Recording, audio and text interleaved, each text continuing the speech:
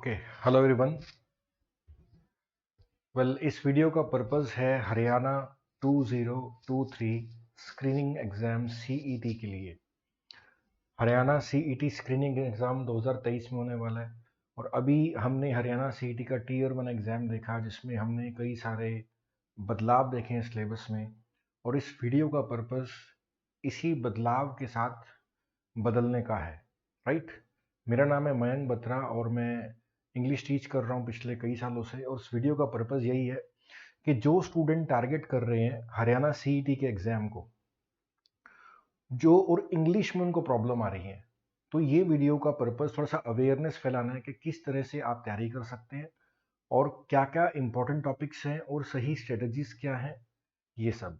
अब देखो, जिन्होंने भी एग्ज़ाम दिया होगा, जिन्होंने पहले भी एचएसएससी का एग्ज़ाम दिया है और जो अभी एग्ज़ाम दे रहे हैं, तो उनको ये बिल्कुल पता लगा होगा कि पहले 2018-19 में क्या होता था। जो एग्ज़ाम होता था इंग्लिश पार्ट 5 से 6 मार्क्स पे ही लिमिटेड रहता था। तो स्टूडेंट क्या सोचते थे कि we should skip the English part. लेकिन अभी 2022 में क्या पैटर्न बन गया कि इंग्लिश 2022 के अंदर 15 मार्क्स की है, यानी कि लगभग लगभग 3 टाइम्स। ठीक है ना। तो 3 गुना। अब देखो, 3 टाइम्स इंग्लिश का वेटेज पड़ गया है, तो नो डाउट स्टूडेंट्स की अटेंशन भी इंग्लिश की तरफ जा रही है और इंग्लिश की इंपॉर्टेंस को वो समझ रहे हैं। थोड़ा समझते हैं, देखो क्यों गवर्नमेंट ने इसको 15 मार्क्स तक ले गए। देखो, कोई भी डिपार्टमेंट है गवर्नमेंट का, है ना। देखो, जब आप सब यहाँ से सिलेक्शन लेंगे तो कोई भी डिपार्टमेंट होगा ना, आप वहाँ पे जाके काम करेंगे। और जितना भी आजकल वर्क होता है, चाहे वो मतलब कि फाइलिंग का काम हो, चाहे आपको मेल्स करने हैं, चाहे आपको इंटरनेट पे कुछ सर्च करना है अपनी डिपार्टमेंट को regarding, everything is in English. ठीक है ना। इसीलिए ये कहीं ना कहीं मैंडेटरी है कि इंग्लिश की वेटेज को बढ़ाया जाए। देखो, अगर एक एम्प्लॉय जो हायर किया गया उसकी इंग्लिश कम्युनिकेशन सही नहीं होगा ना, तो वो आगे से प्रोडक्टिव काम कर ही नहीं पाएगा, एफिशिएंट काम कर ही नहीं पाएगा। और ये मेरे ख्याल से एक रीज़न है कि लैंग्वेज के ऊपर कमांड मांगी गई है एग्जाम के अंदर। तो यानी कि आगे जितने भी एग्जाम होने वाले हैं उसमें इंग्लिश का वेटेज इतना ही रहेगा, कम नहीं होगा। और देखो, गवर्नमेंट चेंज होने वाली है तो डेफिनेटली बहुत सारी वैकेंसीज आने वाली हैं, अपॉर्चुनिटीज़ आने वाली हैं। और अब ये बिल्कुल सही मौका है सही तैयारी करने का। तो मैं अपना बेस्ट ट्राई करूंगा कि मैं आपको गाइड कर पाऊँ कि कैसे हमें प्रिपरेशन करना है अपनी इंग्लिश को लेकर। चाहे वो ग्रामर का पार्ट है, चाहे वो वोकेबलरी का पार्ट है, चाहे एंटोनिम है, सिनोनिम है, वन वर्ड है, प्रेपोजिशन है, कोई भी पार्ट है। This is my promise to you all कि मैं अपना बेस्ट दूंगा आपको कि आपको के प्रॉब्लम ना आए अपनी इंग्लिश को बिल्ड करने में। देखो, सिंपल सी बात मैं आपको बताता हूँ। मैं पिछले 10-12 सालों से इंग्लिश टीच कर रहा हूँ। कई स्टूडेंट ने शायद मुझे देखा हो या शायद ना देखा हो। और देखो, आप सबका करियर क्या है, मेरा करियर है ना। अगर आप सबकी सिलेक्शन होती है तो डेफिनेटली उसका बेनिफिट मुझे मिलेगा। ठीक है ना। अभी मैं अपने बारे में थोड़ा सा बता देता हूँ कि मेरी प्रोफाइल क्या है, मैं कब से टीच कर रहा हूँ, क्या क्या कर रहा हूँ। थोड़ा सा मैं आपको एक हल्का सा इंट्रोडक्शन दे देता हूँ मेरे बारे में। देखो, अ, मैंने सीडेक किया बेंगलोर से। मैंने लवली प्रोफेशनल यूनिवर्सिटी में जॉब किया है, टीचिंग डिपार्टमेंट में एज लेक्चरर देर। लवली प्रोफेशनल यूनिवर्सिटी में मैंने जॉब किया है, फगवाड़ा, जलंधर। ठीक है ना। इसके अलावा मैंने बेंगलोर में भी काम किया है। मैंने गवर्नमेंट सेक्टर के एग्जाम दिए हैं, लाइक बैंक एसओ मेरा क्वालिफाई हुआ था, राइट। और बैंक क्लर्क का एग्जाम मेरा क्वालिफाई हुआ था in the year 2010, right. Qualify हुआ था, एसओ का इंटरव्यू वगैरह क्रैक नहीं हुआ। और इसके अलावा मतलब कि पिछले 2012 से मैं इंग्लिश के फील्ड में रेगुलरली काम कर रहा हूँ। लगभग लगभग 10 साल हो गए मुझे इंग्लिश टीच करते को। अभी अराउंड 170 के आसपास स्टूडेंट ऐसे हैं जो फाइनल गवर्नमेंट सिलेक्शन ले चुके हैं मुझसे पढ़ के, राइट। यानी कि पुलिस के अंदर, डिफेंस सर्विसेज के अंदर, बैंक सेक्टर के अंदर, या एसएससी, सीजीएल, सीपीओ, जितने भी आप नाम सुनते हैं, मोस्ट ऑफ द स्टूडेंट ऐसे हैं जो मुझसे पढ़े हैं और वो अलग अलग सेक्टर में अपना प्लेसमेंट निकालेंगे। ठीक है ना। और मैं पूरा जस्टिफाई मतलब कि ट्राई करूंगा कि आपको मैं बेस्ट सर्विसेज दे सकूं, बेस्ट एजुकेट कर सकूं। सो इसी होप के साथ आज का वीडियो रिकॉर्ड कर रहे हैं। स्टार्ट करते हैं हमारी तैयारी हरियाणा सीटी स्क्रीनिंग की 2023। Let's start our discussion. अब देखो, ये तो मैंने अपने बारे में बता दिया। अब देखते हैं, देखो सबसे पहले देखते हैं कि सिलेबस क्या क्या आने वाला है हमारे पास। देखो 2023 के अंदर 2023 में जो स्क्रीनिंग का एग्जाम है ना, उसका सिलेबस आपके सामने है। लाइक वन वर्ड सब्स्टिट्यूशन आपको देखने को मिलेगा पेपर के अंदर, इडियम एंड फ्रेज देखने को मिलेगा, सिनोनिम्स देखने को मिलेंगे, एंटोनिम देखने को मिलेंगे, preposition, narration, voice, tenses, fill in the blank, sentence rearrangement, comprehension. ये सिलेबस वो है जो कि वेबसाइट्स पे अवेलेबल है, जो बताया जा रहा है कि हरियाणा स्क्रीनिंग में आने वाला है। यानी कि अगर आप सिलेबस को, और एक और मेंशन इसके अंदर ग्रामर वर्ड लिखा हो, अगर आप सिलेबस को डाउनलोड करेंगे वेबसाइट से तो आपको एक वर्ड लिखा मिलेगा ग्रामर। अब ग्रामर का मतलब है कि कंप्लीट ग्रामर आ गई है। अब कंप्लीट ग्रामर में से जो मोस्ट इंपॉर्टेंट टॉपिक्स हैं जो मैंने यहाँ पे लिखे हैं, that would be narration, voice and tense. और जिन्होंने अब की बार एग्जाम दिया है सीईटी का, तो उनके भी पेपर में वॉइस भी आया हुआ है, नरेशन भी आया हुआ है, टेंस भी आया हुआ है। यानी कि अगर हम पूरे पेपर को कैटेगराइज करें तो ग्रामर के साथ साथ क्या है, हमारे यहाँ पे क्या आया हुआ है। यानी कि अगर हम पूरे के पूरे पेपर को देखें, देखो यहां पर क्या है, 2018 या 19 में क्या होता था, 4, 5 या 6 मार्क्स की आती थी इंग्लिश। लेकिन अभी क्या है, 2022 में क्या है, 15 मार्क्स की इंग्लिश आ गई है। और 2023 यानी कि स्क्रीनिंग के अंदर भी क्या आने वाला है, वही 15 मार्क्स की इंग्लिश आने वाली है, राइट। अब देखो, अब 15 मार्क्स इंग्लिश को हमने कवर कैसे करना है, थोड़ा समझते हैं। अब सिलेबस को कैसे समझते हैं, दो पार्ट है सिलेबस के, एक तो वोकैब वाला पार्ट है सिलेबस का, और एक है ग्रामर वाला पार्ट। देखो वोकैब वाले पार्ट में क्या क्या आने वाला है, like one word, idiom and phrases, spelling mistakes, prepositions, vocab, और वोकैब में एंटोनिम एंड सिनोनिम। ये सब का सब पार्ट रहेगा वोकैब का। और ग्रामर में भी आपको बताया मोस्ट इंपॉर्टेंट रहेंगे tenses, voice, narration, subject and verb agreement, article, और एक दो टॉपिक और। ये हमारा पूरा का पूरा सिलेबस है। और ये हम सिलेबस अराउंड 60 आवर्स के अंदर बड़े इजीली हम कंप्लीट कर सकते हैं। तो मैं पूरा डेफिनेटली ट्राई करूंगा। देखो पहला टॉपिक आपको मैं समझाता हूँ। देखो जो हम कवर कर रहे हैं आज, ये एक इंट्रो वीडियो है, ताकि एक कॉन्फिडेंस आ सके स्टूडेंट के अंदर कि English is not difficult. And believe me, अभी मेरे पास बहुत सारे स्टूडेंट पढ़ रहे हैं, और एस्टेट के लिए मेरे पास ऑनलाइन पढ़ रहे थे, कम से कम 10-12 स्टूडेंट पढ़ रहे थे, और उन सब का स्कोर 15 मार्क्स का एस्टेट के अंदर इंग्लिश आता है, किसी का भी 11 या 12 से कम स्कोर नहीं आया। ठीक है ना, 14, 15, 13, 12, 10, 9, 8 किसी भी कम नहीं आया, मीन्स किसी का भी स्कोर इतना नहीं आया।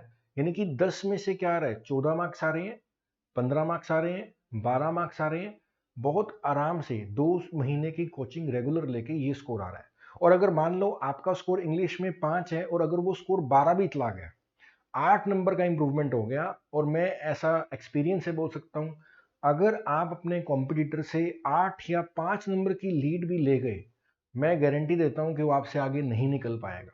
ठीक है ना, ये कंपटीशन है, कट थ्रोट होता है कंपटीशन। अगर आप अपने कॉम्पिटिटर से 4, 5, 6, 7 मार्क्स आगे निकल गए, वो आपको लीड नहीं दे पाएगा, वो रेस से बाहर हो जाएगा, और आप उससे आगे निकलेंगे डेफिनेटली।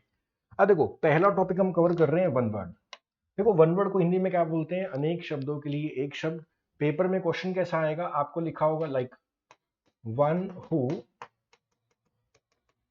Believes in God. ये सिर्फ मैं एग्जांपल दे रहा हूं कि कैसा क्वेश्चन आता है। Option number A theist, option number B atheist, option number C monogamist, option number D none. ऐसा मैंने 4 ऑप्शन ना दिए। ऐसा आपका पहला क्वेश्चन आएगा। देखो क्या है, one who believes in God, जो भगवान को मानता है। देखो जो भगवान को मानता है उसको क्या बोलते हैं, हिंदी में क्या बोलते हैं, आस्तिक। इंग्लिश में क्या बोलते हैं, थीस्ट। क्या बोलते हैं, थीस्ट। तो देखो बिल्कुल सिंपल सा लॉजिक है, आपको समझाता हूं। अगर THE वाला वर्ड लिखा मिले ना, या THEI वाला वर्ड लिखा मिले, इन वर्ड्स का कनेक्शन भगवान से होता है। किससे होता है, भगवान से होता है। और जो भगवान को मानते हैं उसको क्या बोलते हैं, थीस्ट। और जब भगवान को नहीं मानते उसको क्या बोलते हैं? Atheist. So answer will be theist. Theist का मतलब क्या होता है? भगवान को मानने वाला। इस तरह के क्वेश्चन आपको देखने को मिलेंगे। अब थोड़ा सा अपन इसकी लर्निंग लेते हैं वन वर्ड की। अरे कुछ मैंने यहाँ पे वन वर्ड कलेक्ट किए हैं, ठीक है ना। अरे देखो पहला मैं आपको वन वर्ड सिखा रहा हूँ, लाइक मैनिया। पहला वर्ड हम क्या सीख रहे हैं? Mania, MANIA। देखो मैनिया का मतलब होता है पागलपन। मैनिया का मतलब क्या होता है? पागलपन, राइट। अब देखो यहाँ पर क्या लिखा है? ड्रोमोमेनिया। देखो यहाँ पे एक लड़की दिखा रखी है और ये घूम रही है, फिर रही है। जिन लोगों को बहुत घूमने फिरने का शौक होता है ना, इनको बोलते हैं ड्रोमोमेनिया। ड्रोमोमेनिया का मतलब होता है घूमने फिरने का पागलपन।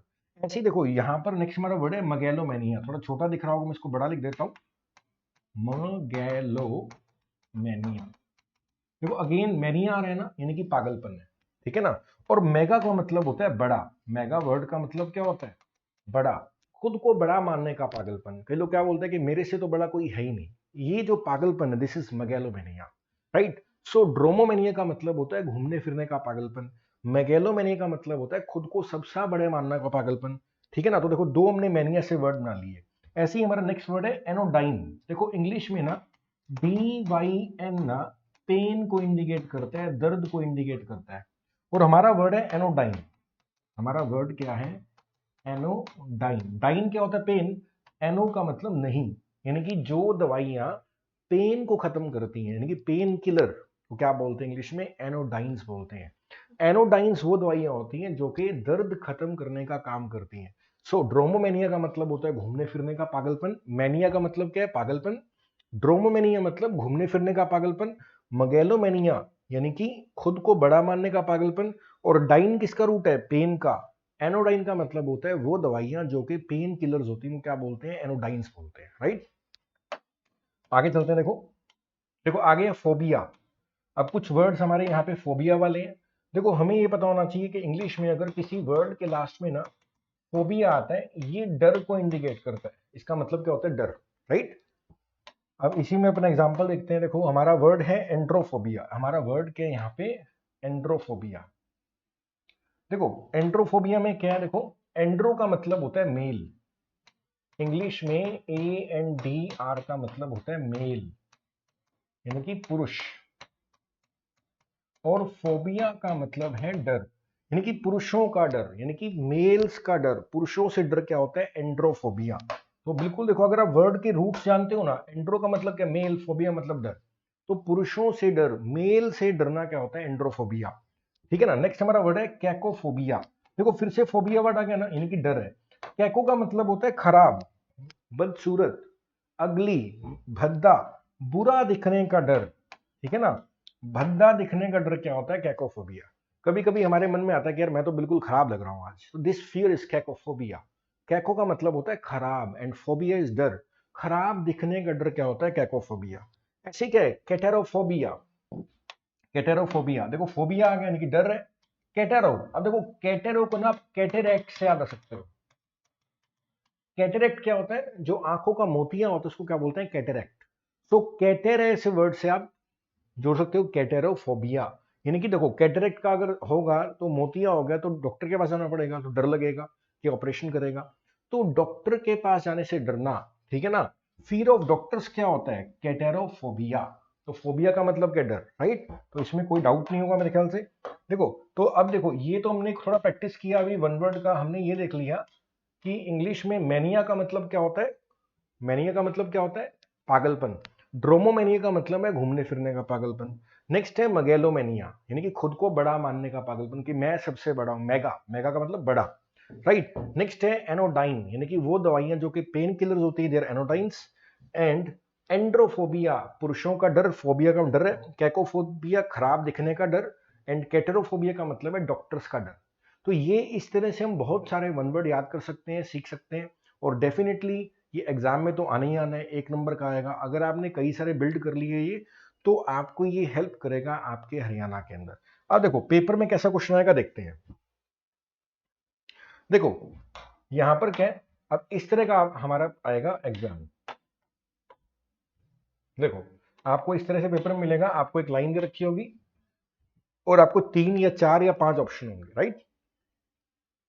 Extreme old age when a man behave like a dotage, like a fool, यानी कि एक उम्र जब इंसान थोड़ा बेवकूफों की तरह हरकतें करता है, सनकी हो जाता है, बावला हो जाता है, इसको बोलते हैं मतलब कि सठिया गया है, ठीक है ना। एक उम्र ऐसी जब इंसान थोड़ा सा ऐसी हरकतें करता है, इसको बोलते हैं डॉटेज। अब देखो, अभी तो मैं आपको डायरेक्ट बता रहा हूँ पेपर कैसे करना है, इनको सीखना कैसे है, हम लेक्चर में सीखेंगे, राइट। अब देखो इसी तरह से हम आगे चलते हैं। The study of ancient societies, study of ancient, देखो एंशियंट का मतलब क्या होता है, आर्क, आर्क का मतलब होता है पुराना, तो आर्कियोलॉजी का मतलब होता है पुरानी सोसाइटीज की स्टडी क्या होता है, आर्कियोलॉजी, ठीक है ना। नेक्स्ट हमारा वर्ड है वन हू ईट्स फ्लैश। देखो फ्लैश का मतलब क्या होता है, मांस, जो कि मांस खाते हैं उसको क्या बोलते हैं, कार्निवोरस। कार्न का मतलब होता है मांस, और वोर का मतलब होता है भूख। जो मांस खाते हैं उसको क्या बोलते हैं, कार्निवोरस। जो मांस खाते हैं उसको क्या बोलते हैं, कार्निवोरस। नेक्स्ट देखते हैं, टी टोटलर मीन्स। देखो आपको बताना है कि टी, देखो ये हरियाणा में वर्ड आया हुआ है, ये आपके हरियाणा में आ चुका है। टी टोटलर का क्या मतलब होता है, one who abstains from theft. Abstain from का मतलब होता है दूरी बनाए रखना, जो चोरी से, चोरी करने से बचता है, यानी कि चोरी से दूर रहता है, क्या उसको टी टोटलर बोलते हैं। या जो मीट से दूर रहता है, क्या उसको टी टोटलर बोलते हैं। जो शराब से दूर रहता है, या बुरे, मेलाइस क्या होता है, बुराई, ठीक है ना। सो जो अल्कोहल से दूर रहता है उसको बोलते हैं टी टोटलर। टी टोटलर क्या होता है, जो अल्कोहल में की शराब नहीं पीता उसको क्या बोलते हैं, टी टोटलर। ये हरियाणा में क्वेश्चन आ चुका है। नेक्स्ट देखते हैं, ये हमने वन वर्ड देख लिया कैसा आता है, कैसे करने हैं। देखो नेक्स्ट हमारा देखते हैं एंटोनिम एंड सिनोनिम्स। देखो एग्जाम में हमारे क्या आएंगे, एंटोनिम आएंगे, सिनोनिम आएंगे। पहले देखते हैं, देखो एंटोनिम का मतलब क्या है। एंटोनिम का मतलब है विपरीत शब्द, यानी कि ऑपोजिट। और सिनोनिम का मतलब है यानी कि पर्यायवाची। अगर स्पेलिंग गलत होगी तो इसको माफ करना आप, ठीक है ना। सिनोनिम्स, और इसको भूलना, ऑपोजिट। और इसका सिनोनिम का मतलब पर्यायवाची, यानी कि सेम मीनिंग, यानी कि आइडेंटिकल वर्ड्स बताना। अब देखो ये करने के लिए ना हमारी वोकैब अच्छी होनी चाहिए। हमारी क्या होनी चाहिए, वोकैब अच्छी होनी चाहिए। और देखो अगर आप लेक्चर अटेंड करोगे तो ना, मैं आपको प्रॉमिस करता हूँ एक लेक्चर के अंदर आप बड़े आराम से 40 से 50 वर्ड्स बड़े ही आराम से आप सीख जाओगे। कम से कम बता रहा हूँ, थोड़ा मेहनत करोगे तो, खुद से एफर्ट करोगे, आजकल सेल्फ स्टडी से सब कुछ होना है, तो आप डेफिनेटली काफ़ी ज़्यादा वर्ड एब्जॉर्ब कर सकते हो। और एक बार शब्द आपको नॉलेज हो गया तो आप उसके एंटोनिम एंड सिनोनिम बता सकते हो, ठीक है ना। अब देखो किस तरह से हम ये बिल्ड कर सकते हैं, थोड़ा देखते हैं एंटोनिम सिनोनिम। देखो इस तरह से पेपर में आता है लाइक, राइट। देखो आपको आएगा आर्टिफिशियल का एंटोनिम बताओ, ठीक है ना। आर्टिफिशियल क्या होता है, जो कि आर्टिफिशियल है, जो कि नेचुरल नहीं है, तो इसका उल्टा क्या होगा, नेचुरल। एक्सपेंड का मतलब क्या होता है, ठीक है ना, कंडेंस, यानी कि इकट्ठा होना। एक्सपेंड क्या होता है, फैलना, और कंडेंस क्या होता है, इकट्ठा करना। मोर्टल, देखो अब इंग्लिश में एक वर्ड है मॉर्ट। देखो मॉर्ट इंग्लिश में मृत्यु को इंडिकेट करता है, किसको इंडिकेट करता है, मॉर्ट वर्ड किसको इंडिकेट करता है, मृत्यु। अगर आपको इंग्लिश में MORT से कोई वर्ड लिखा मिले ना, इसका कनेक्शन होता है डेथ से, मृत्यु से। तो मॉर्टल का मतलब होता है जो एक दिन मर जाएगा, मृत्यु। जो एक दिन मर जाएगा उसको क्या बोलते हैं, मॉर्टल।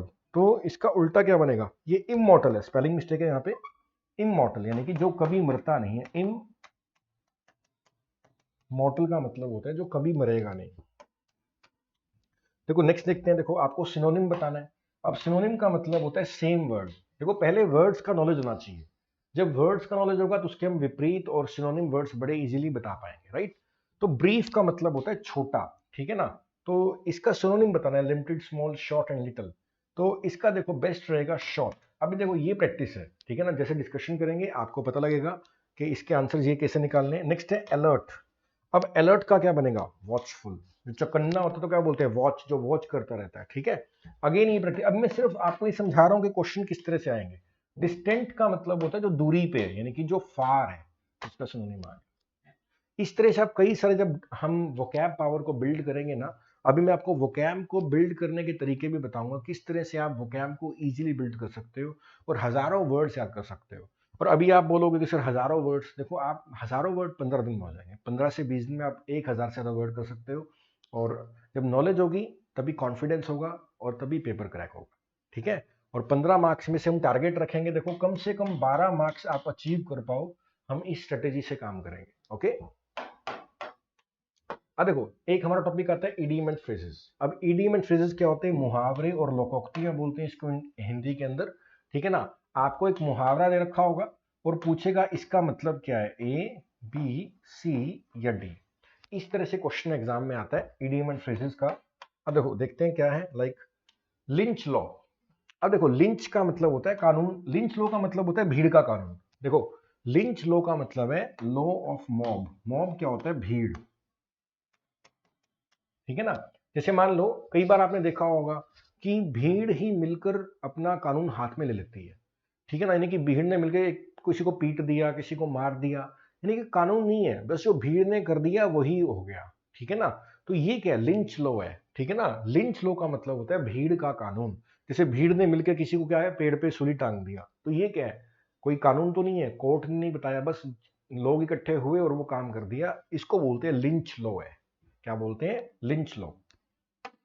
देखो इस तरह से आगे चलते हैं, देखो under the weather. Under the weather का मतलब होता है, देखो वेदर का मतलब होता है मौसम। वेदर का मतलब क्या है? मौसम।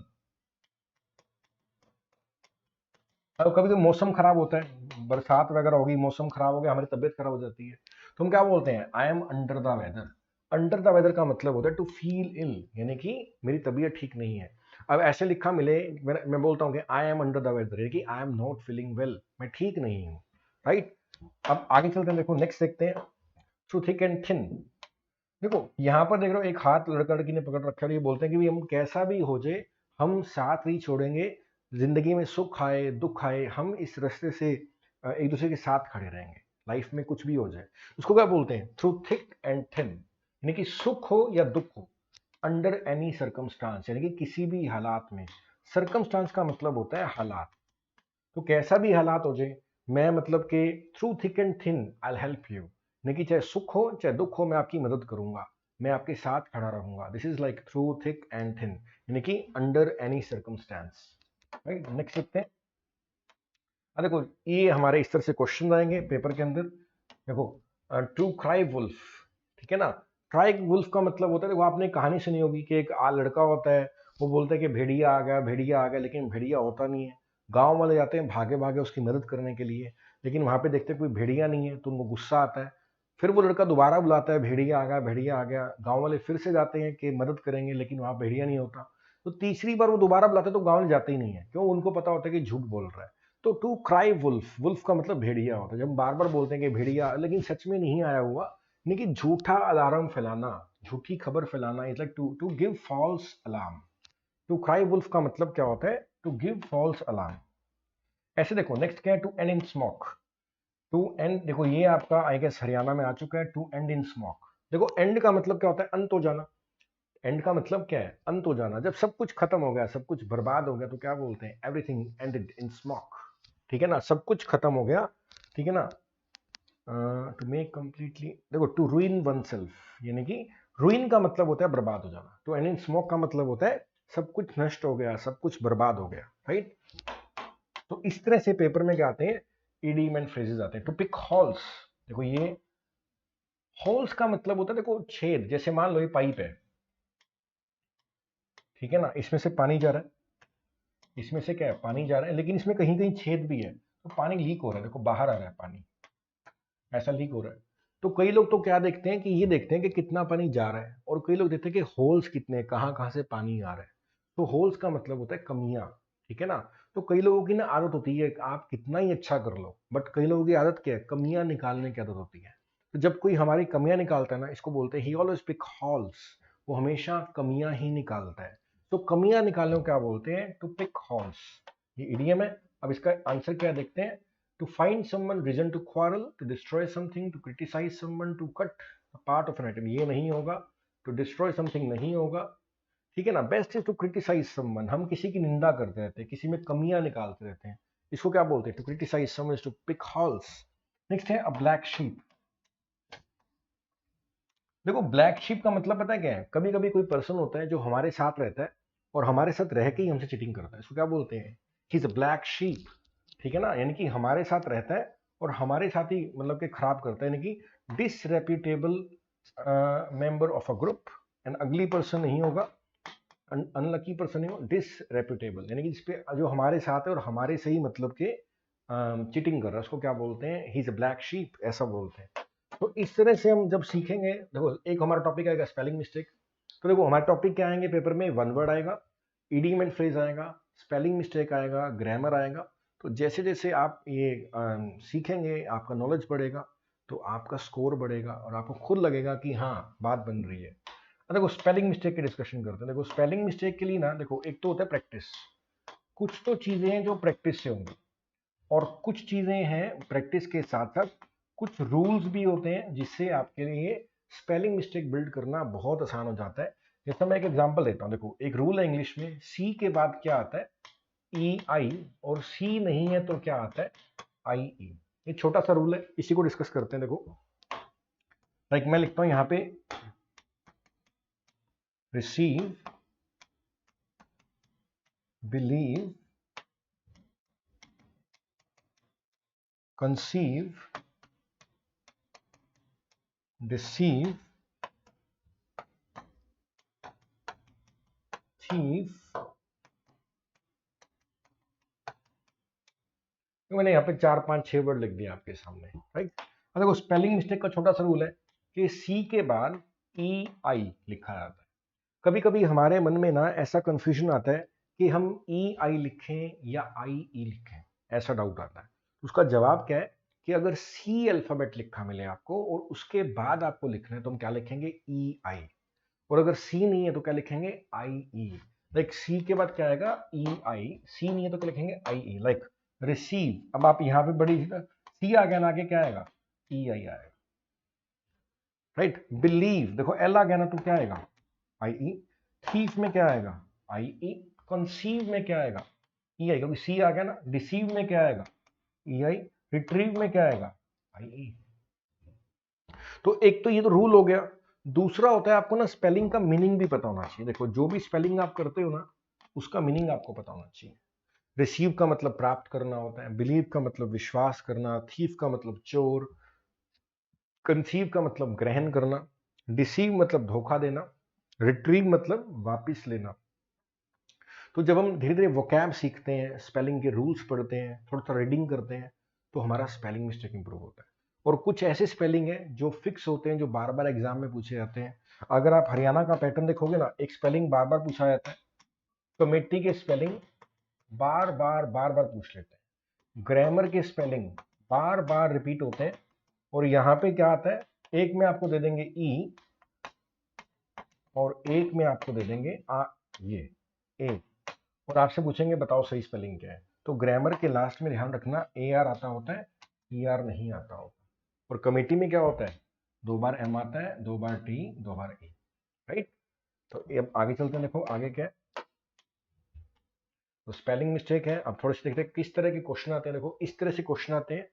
अब देखो ये वर्ड हो सकता है आपको ना पता हो, ठीक है ना। आपका मीनिंग जब हम वोकैब सीखेंगे तो स्पेलिंग मिस्टेक इंप्रूव होगा, और कुछ नॉलेज हम क्लास में डिस्कशन करेंगे तो अपने आप आएंगे। लाइक आपको करेक्ट स्पेलिंग बताना है तो इसका बनेगा अमेचर।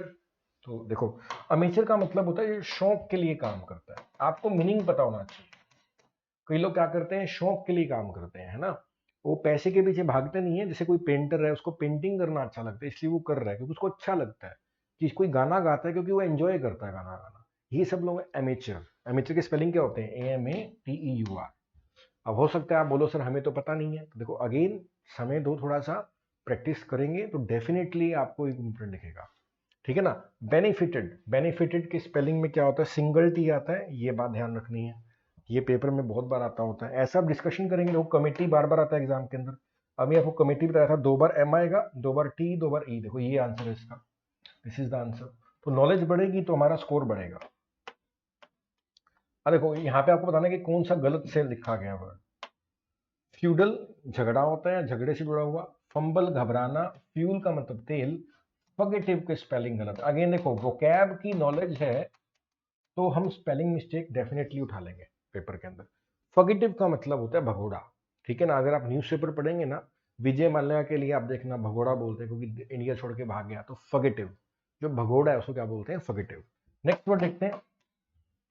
देखो कैसे आपको मतलब कि वोकैब इंप्रूव करनी है, मैं थोड़ा सा एग्जांपल देता हूँ। यहाँ पे मैंने एक वर्ड लिखा है गैमी, इसको क्या बोलते हैं? Root words. क्या बोलते हैं? Root words. तो गैमी इंग्लिश में ना शादी को इंडिकेट करते हैं। किसको इंडिकेट करता है? शादी को इंडिकेट करता है। लाइक मैं लिखता हूँ मोनोगैमी। मोनोगैमी का मतलब होता है एक शादी। और अगर मैं यहां पे लिख दूं मोनोगैमिस्ट,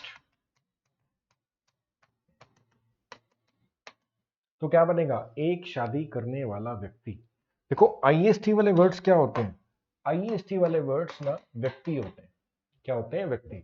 किसी भी वर्ड के लास्ट में अगर आपको आईएसटी लिखा मिलेगा ना, ये व्यक्ति होता है, पर्सन होता है। लाइक केमिस्ट, साइंटिस्ट, डेंटिस्ट, कभी भी आईएसटी आएगा था, it will be a person. तो मोनो, मोनो का मतलब होता है एक, गैमी का मतलब शादी। एक शादी करना क्या होता है? मोनोगैमी। और जो पर्सन होते हैं उसको बोलते हैं मोनोगैमिस्ट। और कभी भी आईएसटी लिखा मिले, हम याद रखेंगे ये हमेशा क्या होगा? पर्सन होगा। इसी तरह से देखो बायगैमी का मतलब दो शादियां, पोलीगैमी का मतलब दो से ज्यादा शादियां। ऐसी वीईआर की अगर बात करें, ये हमने देखो एक एक वर्ड से हमने क्या कर लिया? मोनोगैमी, बायगैमी, पोलीगैमी, तीन ना लिए। ऐसे लिखते हैं माइसोगैमी। तो गैमी तो शादी होता है, मिस का मतलब होता है नफरत।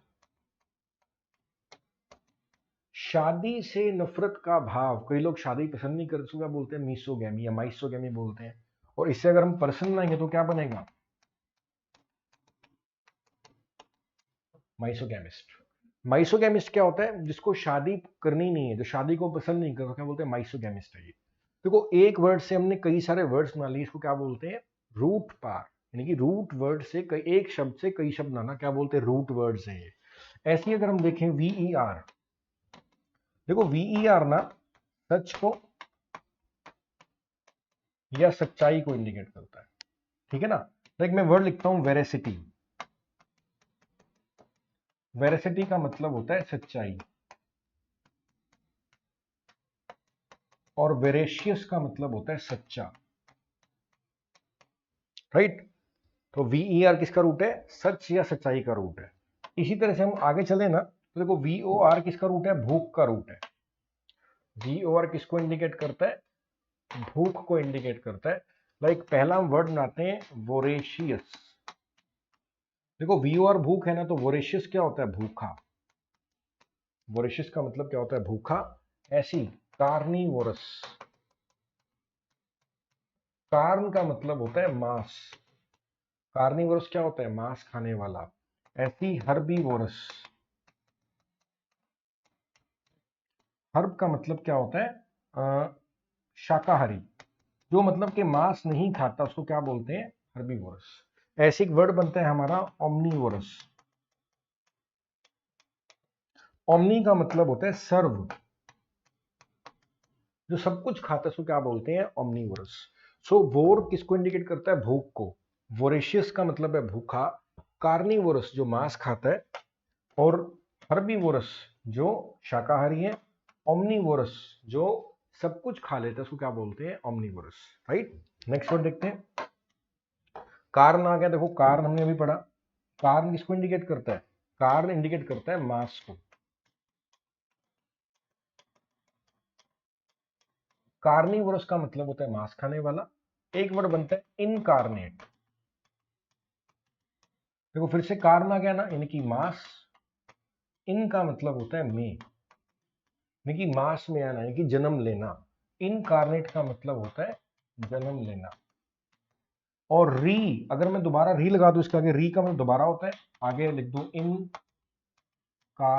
यानी कि पुनर्जन्म, फिर से जन्म लेना क्या होता है? री इनकारनेट करना होता है। राइट? इसी तरह से एक और रूप देखते हैं हम। देखो यहां पर एक और रूप लिखते हैं, लाइक टी एच ई। देखो टी एच ई या टी एच ई आई इंग्लिश में धर्म को, यानी कि रिलीजन को, या गॉड को शो करता है, भगवान को शो करता है। हमने भी पढ़ा था थीस्ट का मतलब क्या होता है? भगवान को मानने वाला। अथीस्ट क्या होता है? जो भगवान को नहीं मानता। मोनोथीस्ट। देखो आईएसटीआर है ना, यानी कि पर्सन है। आईएसटी आ गया, पर्सन है। टीएचई के भगवान, जो भगवान को मानने वाला व्यक्ति है वो क्या? थीस्ट है। और जो भगवान को नहीं मानता उसको क्या बोलते हैं? अथीस्ट बोलते हैं। मोनो का मतलब है एक, जो कहते हैं भगवान एक ही है वो क्या है? मोनोथीस्ट है। और पॉलीथीस्ट जो कहता है भगवान बहुत सारे हैं, भगवान के बहुत रूप हैं, ये क्या? पॉलीथीस्ट है। और जो कहता है भगवान कण कण में है उसको क्या बोलते हैं? पैंथीस्ट। क्या होता है? जो कहता है भगवान कण कण में बसा उसको क्या बोलते हैं? पैंथीस्ट है ये। पैन का मतलब होता है सर्व। पैन का मतलब क्या होता है? सर्व। जो कहता है भगवान सब में है, सब में कण कण में भगवान है, इसको क्या बोलते हैं? ऐसा पर्सन क्या होता है? पैंथीस्ट है। तो THEI एक वर्ड हमने 5 वर्ड कर लिए। देखो अभी क्या है? थीस्ट क्या है? भगवान को मानने वाला। अथीस्ट जो भगवान को नहीं मानता। मोनोथीस्ट जो कहता है भी भगवान एक ही है।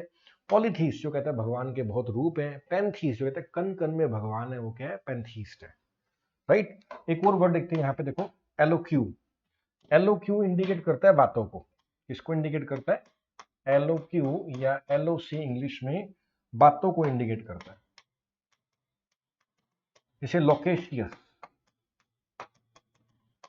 जिनको बातें करने का बहुत शौक होता है, जो 2-2 घंटे 5-5 घंटे बैठ के बातें मारते रहते हैं, ऐसे लोगों को बोलते हैं ये बहुत लोकेशियस यानी कि टॉकेटिव है।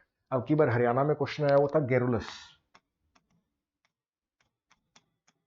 गैरुलस का मतलब भी बातूनी होता है, लोकेशियस का मतलब बातूनी होता है, और टॉकेटिव का मतलब भी क्या होता है? बातूनी ही होता है।